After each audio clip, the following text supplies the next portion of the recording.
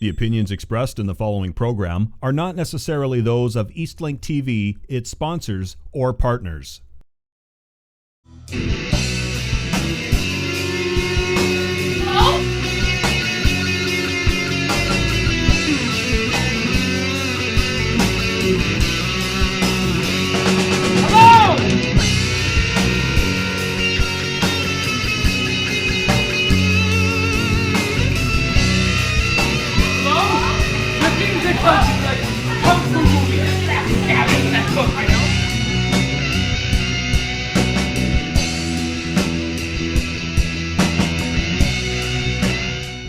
In April of 2012, the Sudbury Theatre Centre presented Black Dog, 4 versus the World.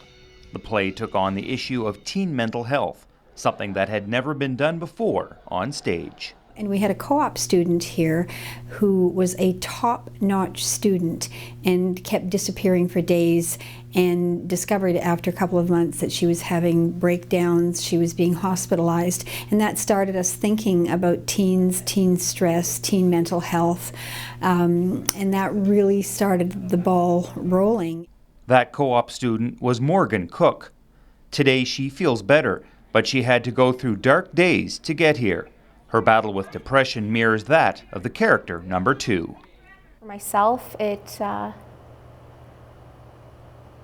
similar to the character in the play where she battled with depression but hid it quite well. Difference being is that I did hit a point in my life where I couldn't hide it anymore, and then from there it almost like just spiraled out of control.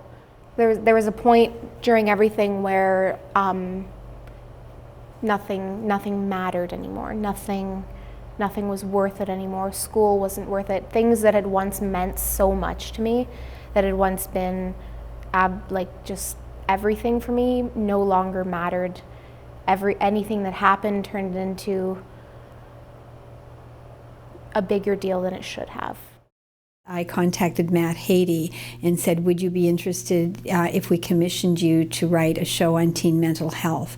And he didn't hesitate for a moment. Little did I know, and I've known Matt now for more than 15 years, I had forgotten that his mother was a mental health nurse. And so this was a really quite a comfortable topic for him. So I had to go home and think about it for a while. I wanted to work on it immediately because I love working with Judy, but it had to be something that was going to be meaningful for me, and as I did more and more research on it, I found that it was a topic that I knew a lot more about and had felt a lot more about than I had originally thought, and it became a project that really consumed me for a number of months. As Judy can attest, I was late on my deadlines because it was something that I ended up caring a lot more about than I thought I would. The play follows 5 teenagers, each with their own problems, both internal and external. The main settings where these teenagers meet are waiting rooms. They meet in the principal's office, and then they meet again in a waiting room of a clinic. And then slowly, as they take their space more, we see them in their bedrooms. Those are the next stage of spaces. And then they build a clubhouse in the woods. And that becomes kind of the final space of the play, is this a space that's their own, that's apart from this world of waiting, of institution that they've made out of the world of where they can be together. So why did you say you were sent down? I fainted. Really? Why? I just did. Huh. I thought that only happened to women in old movies. And you get a detention for that? No, Mr. K called my dad. They want to have a meeting. Ooh, that sounds bad. It's fine. It's happened before. Really? What about you? He's down here because he's a sped. Hey! What? He is. You're a sped, right? Judy called me and asked me if I can come in for a reading. And so I had no idea what the show was about, and I got the script sent to me, and I actually originally read for character number 4. And as soon as I read the script, I knew it was something that I definitely really wanted to do. We did the reading with the bare script, and we had a few select people in the audience who gave commentary, and basically I got to watch, from that point I got to watch the script come alive and change When I heard about this show from some of the other people in my cast, I wanted to audition, and it sounded like me, you know. We really were frightened that we would get it wrong, so wrong that anybody coming to see the show would dismiss us as, you don't know what you're talking about, you don't know what that looks like, you don't know what that feels like. So number one, we did a lot of paper research. We talked a lot about mental illness. We had a druggist in to tell us all about the drugs and what would happen with the drugs that each of these characters were on and how you would feel. Then after another couple of weeks of rehearsal, we had a psychiatrist come in because we wanted to show him the scenes that we'd already done, and were we doing terribly or were we doing okay? And he gave us so much confidence. He said, I see all of you every day. You are exactly what I see. Asperger's is much more common in schools because you have people who function but then who do oddities exactly like you portrayed. So they're the kind of person you talk and sometimes will go, like, look away and not want to look at you, and who will all of a sudden do. You know, they're a little bit more like the kids on the Big Bang Theory, except in a maladaptive way, so that some of the things they say really are, for others, unacceptable, embarrassing, scary, and so on. The one thing that I have learned about mental health and illness is that it is a spectrum, and it's you know, I think we're used to these easy labels, like that person is a schizophrenic or that person is bipolar, but we forget that, well, first of all, they aren't these things. These are things they have. You know, I have schizophrenia or I have bipolar disorder. They're not things that become us.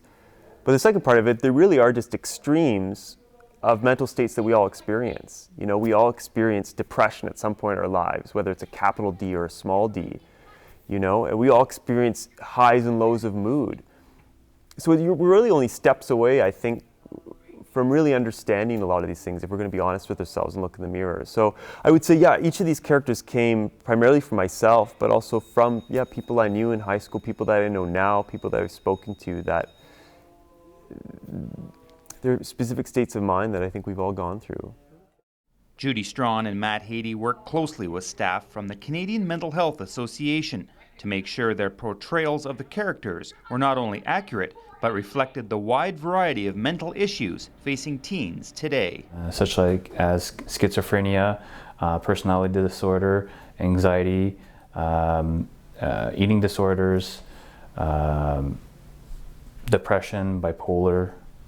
So those are pretty much the gamuts that they were representing. We wanted to ensure that it didn't present the myths and stigma around mental illness, and we also wanted to ensure that it had a feeling of hope at the end. One of the individuals was very comedic and outgoing. Another one was very insightful, and they were all caring. And labeling them with a mental illness would just identify them solely. It would put them in a box. Too often, Hollywood portrays the bad guy as having a mental illness. It's this stigma that the CMHA wants to overcome. We'll just give you an example, The Dark Knight. They portray that people who have mental illness will only be in criminal activities.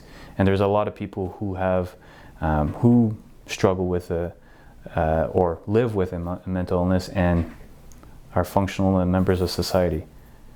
And that's something we need to really show, that people can still be functional members of society and they're not the bad guy. And what if the black dog is like a beast, right? What if there are monsters, like it's a real thing, and it was trying to tell us this is what got him and we gotta get it? That's just crazy talk, right?